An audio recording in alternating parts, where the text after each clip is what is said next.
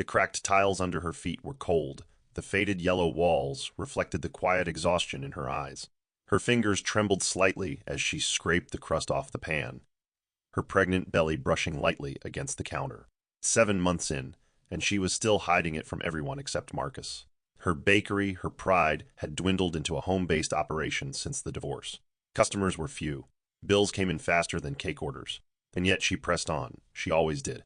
Baking had once been her escape, a dream she shared with Mario when they were still us. Now it was her survival. Charity paused for a moment, resting one flour-covered hand on her belly. "We're okay," she whispered. "You and me. That's all we need." Her voice cracked with a softness she hadn't used in months. Her eyes flicked to the old wedding photo still wedged between cookbooks on the shelf. She hadn't found the strength to toss it.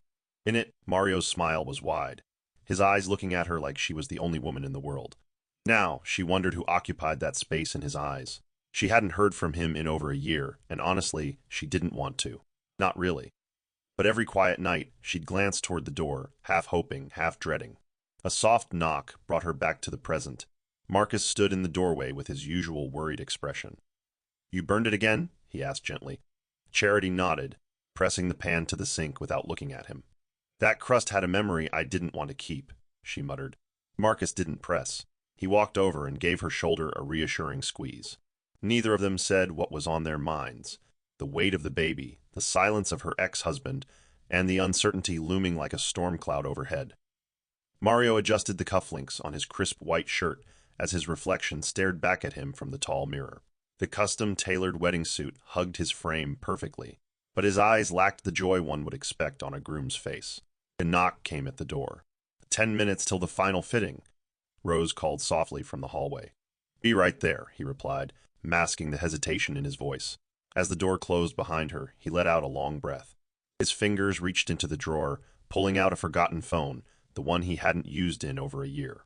His screen lit up with old voicemails. Most were from his mother, but one. One was from Charity, left just a few weeks after their divorce.